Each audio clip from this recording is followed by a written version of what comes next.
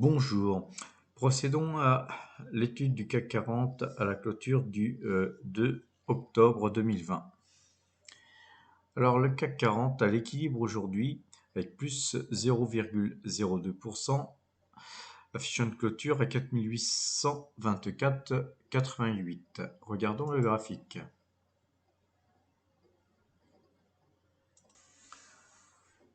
Alors une ouverture en baisse, assez prononcée, pour finir par grappiller petit à petit tout le long de la journée.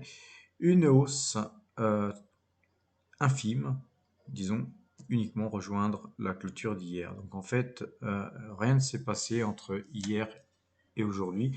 Et je dirais même que sur l'ensemble de toutes ces bougies, on n'a rien de spécial, hein. Ça monte, ça baisse, ça monte, ça baisse, mais de faible amplitude. Donc, comme je vous le disais hier, le signal sur Directional Index Mouvement a été invalidé aujourd'hui.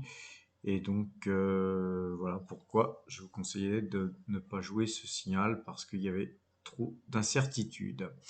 Alors, comme je vous le disais hier, on a eu une longue période comme ça de hausse et de baisse, mais qui menait nulle part avec,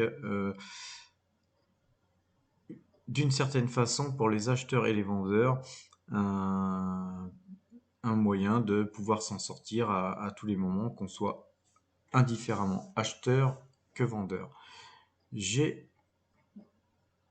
ne sais pas si je me trompe, mais j'ai la conviction qu'on va continuer à faire ce petit manège encore quelques temps à un échelon un peu plus bas que la dernière fois. Donc, cette situation-là, en fait, quand elle commence à durer assez longtemps, ça s'appelle, on peut appeler ça un bras tendu. Donc, quand vous avez le bras tendu assez longtemps, vous finissez par fatiguer et vous baissez le bras. Et quand vous baissez le bras, en fait, là, dans cette situation d'analyse graphique, quand il y a un bras tendu, eh bien, le marché baisse. Donc, je suis assez négatif, hein, depuis quelques temps parce que quand on analyse un petit peu les choses, on voit que les chiffres du Covid se sont bien installés dans des chiffres assez impressionnants, hein, quand on regarde le nombre de gens infectés tous les jours. Et même si le nombre de morts n'augmente pas trop, les marchés n'en demeurent pas moins inquiets pour autant. Alors, autre élément inquiétant, c'est le problème, donc toujours lié au Covid, de voir le président américain, Donald Trump, infecté lui-même et son épouse par le Covid en pleine période électorale. Donc ça, c'est quand même un, un problème pour les marchés, c'est une inquiétude supplémentaire qui me font pas forcément passer baissier et de vendre à découvert, mais qui me font rester prudent et si possible, donc neutre et si possible, le moins investi que possible. Donc, comme je vous le disais hier, je reste à l'affût de bonnes opportunités pour ma part en scrutant le marché, en planant au-dessus de toutes ces valeurs-là qui sont affichées devant nous, devant la moindre opportunité d'achat, et je n'en vois pas, hein. J'ai beau regarder, effectivement, je reste toujours acheteur sur le long terme, sur des valeurs comme Coca-Cola, BlackRock, AXA, Total, LDC, Berkshire Hathaway, même GTT Transport, même si j'ai vendu une petite ligne parmi, parmi tant d'autres de GTT hier. Je reste positif aussi sur Eutelsat, mais on va guetter des niveaux plus bas. Donc, je vais garder ma petite ligne que j'avais commencé à me constituer. positif aussi sur Rubis et sur Celsius, une valeur sur laquelle j'ai été stoppé hier. Très très belle valeur, hein, n'en demeure pas moins une très très belle valeur. J'ai été stoppé à 23 avant de la voir tomber à 19 et là on la voit remonter, on va la voir graphiquement. Voilà, donc la prudence m'a fait mettre un stop à 23,02 ou 0,3, je me rappelle plus, quand on était à quasiment 25, hein, non, 24 et quelques, donc j'avais mis un stop de protection, hein, pour protéger mes gains. Et puis donc la valeur est descendue très fortement, donc je peux regretter d'être stoppé. Par contre aujourd'hui on a ouvert en baisse, ce qui confortait ma position d'avoir placé un stop, mais là actuellement on est revenu sur mon stop en fait, hein. Donc bah, je vais rien faire, hein, sur cette valeur, d'autant que c'était une toute petite ligne, mais voilà, c'est un petit peu dommage parce que c'est une très très belle valeur. J'aurais aimé qu'elle puisse monter un peu plus pour placer un stop suffisamment loin pour ne pas être stoppé. Ce n'a pas été le cas. Bon, alors on ne gagne pas à tous les coups, puis si ça se trouve, je vais retrouver un peu plus tard, dans le temps, des opportunités d'achat sur cette même valeur, mais on verra ça ultérieurement. Bon, bah, sur toute cette liste, hein, dont je vous parle un petit peu tous les jours, qui est ma seconde liste de valeurs euh, à étudier à l'achat. Je vois pas grand chose, hein. Alors évidemment, il y a des titres comme NN, dont je vous ai parlé souvent, comme Kaman qui monte de 3%, mais voilà, je sens pas trop le marché, donc je vais attendre un petit peu comme sur Microsoft, Apple, Tesla et Alphabet, qui d'ailleurs aujourd'hui on voit Tesla baisser de 6% et Apple baisser de 2,89%. Donc il y a quand même des baisses qui se profilent, mais pas suffisamment importantes pour que je rentre dans le marché. Voilà, sinon il y a aussi de belles valeurs sur lesquelles on pourra à un moment donné rentrer. C'est comme Colgate, Palmolive, Johnson Johnson et L'Oréal aussi, qui a été très résiliente pendant la période du Covid. L'Oréal qui de plus en plus s'est mis à vendre en ligne. Donc c'est une bonne opération pour L'Oréal de se passer de ses distributeurs pour pouvoir vendre et améliorer sa marge. Il y a pas mieux et c'est une bonne stratégie qu'adopte cette société. Unibail, je vous l'avais dit qu'on la retrouverait vers 29. Bon, elle n'a cassé que de très peu, hein, la zone des 30 euros. On va regarder le graphique. Donc un doji, on a quand même été un peu plus bas, hein, puisqu'on a été dans les 29,31. Donc je pense que cette valeur va être amenée à continuer à baisser. Je la sens bien continuer à baisser. En tout cas, les indicateurs, hein, les trois indicateurs parabolique SAR, moyenne de 12 et directional index mouvement parlent en ce sens. Je viens de m'apercevoir qu'il y a une valeur sur laquelle j'avais gagné beaucoup d'argent pendant la période du Covid, qui est une période très sympa, où il y avait une forte volatilité, puis surtout des très très fortes baisses. Cette valeur, c'était Calumet. Alors Calumet, déjà j'aime bien le nom, mais voilà, en fait c'est une valeur que j'avais achetée par ici et puis que j'ai dû revendre sur ce signal-là. Vous voyez, c'était une valeur où j'ai aussi fait une très belle performance à cette époque. Mais alors, faut dire qu'il n'y avait pas grand,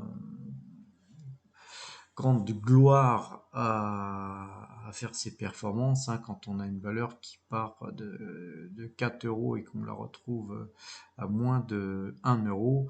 Bon, sur le premier signal d'achat qui s'est présenté, c'est sûr que on avait toutes les chances de pouvoir monétiser ça et gagner un petit peu d'argent, voire beaucoup, ce qui fut le cas. Alors cette valeur aujourd'hui, elle gagne près de 10%. Et je regarde le graphique et non, je vois rien de spécial toujours à faire, mais c'est une valeur qui verse un gros dividende. On va regarder le dividende, ça fait longtemps que je n'ai pas regardé si les choses ont évolué. Alors en fait, non, elle ne verse pas de dividende, je confonds avec une autre société, c'est pas grave, mais en tout cas, c'est une valeur qui est en fait axée sur la transformation de produits pétroliers et d'hydrocarbures. C'est une société qui est aussi très spécialisée dans des pétroles mazout lourds et qui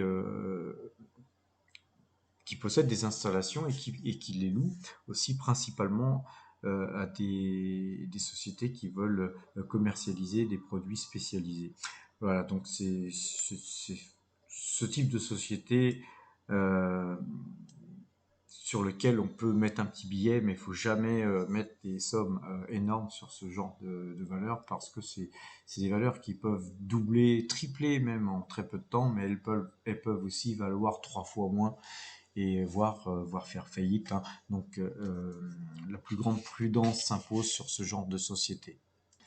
Et oui, je viens de regarder parce qu'en fait, j'étais à l'époque, pendant la période du Covid, pendant la période de confinement, j'étais aussi sur DCP Mainstream, une belle société aussi sur laquelle en fait, on a un rendement de 14%, donc c'était assez sympa, car à l'époque, le rendement était carrément de 25%. On va regarder le graphique et vous allez comprendre pourquoi. Alors tout simplement parce qu'à l'époque, c'est une société qui était partie de 26 dollars et on l'a retrouvée à 2,72 en fait en gros.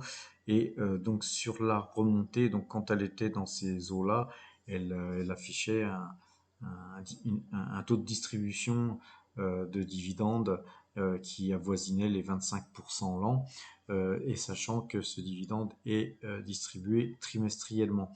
Alors aujourd'hui, on est plus aussi bas, mais il n'en demeure pas moins que c'est un petit peu comme Calumet, une société intéressante. Et là, aujourd'hui, elle monte un peu, mais je pense que c'est pas le moment encore de rentrer sur cette valeur. Il faudrait qu'elle baisse un minimum pour que je puisse m'y réintéresser. On va regarder un petit peu en finance, revoir un petit peu ce qui se disait sur cette société. Voilà, on a un rendement de 14,3%.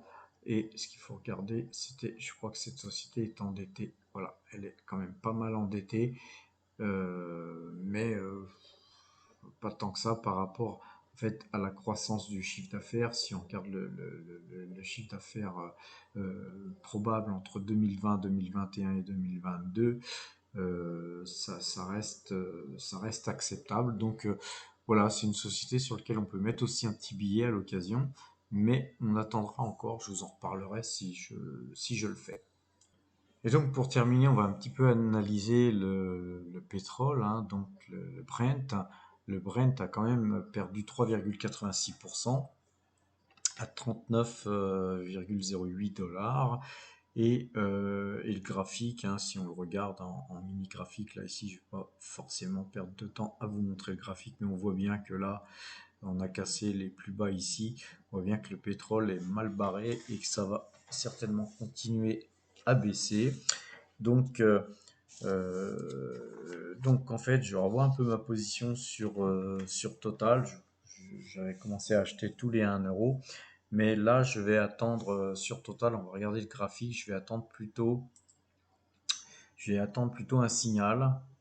Je vais attendre un signal, surtout sur la moyenne, 2 jours, 12 jours, on voit que la moyenne 2, là, elle descend, là, en rose.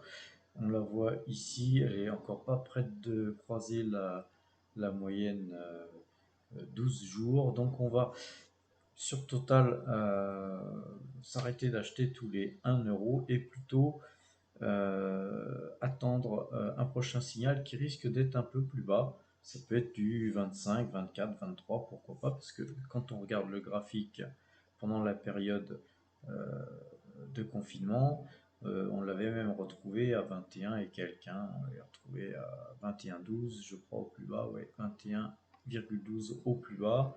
Donc je ne sais pas s'il ira jusque là, mais il suffit qu'il y ait un confinement encore, que cette valeur pourrait effectivement continuer à baisser et que notamment, en gros là, on voit bien qu'il y a eu une forte remontée euh, sur cette baisse là, sur cette très très forte baisse, on voit qu'il y a eu une remontée, mais que globalement, bon, ici on a un petit peu dépassé la forte remontée, mais entre là et là, c'est-à-dire entre 21 et 37, on a fait quand même une belle remontée. Donc effectivement, sur cette zone-là, il y a beaucoup de gens qui sont tentés de prendre des bénéfices, tous ceux qui ont acheté par là. Et c'est pareil, on voit que tous ces gens-là, quand ils ont acheté, ou là, ils sont mis certainement à vendre ici. Donc en fait, il va falloir du temps pour que ces seuils de résistance puissent céder, que tous ces gens qui ont des bénéfices à prendre les aient pris et qu'ils soient sortis du marché pour qu'on se retrouve à avoir des gens qui ont acheté ici ou voire par là, retrouver leur cours et ne pas vendre. Et ce jour-là, quand on croise, on va casser ces plus hauts ici qui sont dans les 39. On se retrouvera certainement à aller voir du 42, 45 euros. Mais pour l'instant, la configuration reste baissière, donc et franchement baissière, donc on va s'arrêter d'acheter tous les 1 euro et attendre un signal d'achat pour essayer de faire une plus grosse ligne là cette fois-ci par contre. Et sachant aussi que Total a versé son dividende, donc j'en ai sur plusieurs comptes hein, du Total, donc certains brokers ont déjà affiché les dividendes et distribué sur le compte, et puis d'autres ne l'ont toujours pas fait. Mais c'est quand même, pour ceux qui ont une grosse ligne Total, c'est quand même une grosse masse d'argent qui arrive, qui va bientôt se concrétiser par des réinvestissements. Et donc, en fait, Patrick Pouyanné, le président, s'est montré très très confiant et très déterminé à maintenir son dividende, même à un prix du brut de 39 dollars. Ce qu'il y a, c'est qu'aujourd'hui, on est enfin, un prix du brut à 40 dollars, mais ce qu'il y a, c'est qu'aujourd'hui, on est à 39 dollars. Donc, si le brut continue sa baisse, il n'est pas certain que Total puisse euh, continuer à verser ce dividende si juteux, et il pourrait très bien le raboter de 20 ou 25%. Ceci dit, ça reste toujours un très bon investissement. Sachant que Total se métamorphose en une entreprise beaucoup plus orientée vers les énergies renouvelables. C'est certainement une très bonne stratégie que de s'orienter vers une consommation de pétrole qui sera réduite dans les années futures, puisqu'en fait, avec le développement des véhicules électriques, les prévisions de baisse de demande sur les pétroles sont de l'ordre de 30% sur ces 10 prochaines années. Donc il est de très bon augure pour Total de prévoir cette transition et devenir en fait un acteur euh, producteur en multi-énergie, pétrole, gaz, surtout GNL, électricité, panneaux solaires, énergie renouvelable, etc. Donc c'est une valeur qui investit beaucoup dans le virage de justement cette transition électrique. Récemment, ils ont acheté en Angleterre un distributeur d'électricité pour les bornes de recharge de voitures.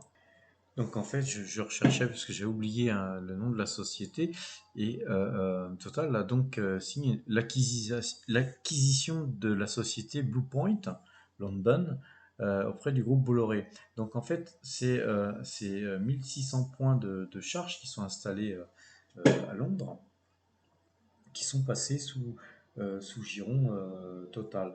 Et Total multiplie ses acquisitions grâce à sa manne de pétrole. Donc en fait, elle investit en fait la moitié de ce qu'elle gagne sur le pétrole, sur des acquisitions de ce genre, et l'autre moitié, elle nous le reverse en dividendes. Donc je trouve que cette stratégie est excellente. Et donc voilà, je reste toujours positif sur Total, même avec cette baisse de ces derniers jours. Voilà, je vous souhaite un excellent week-end puisque nous sommes vendredi soir et je vous dis à lundi.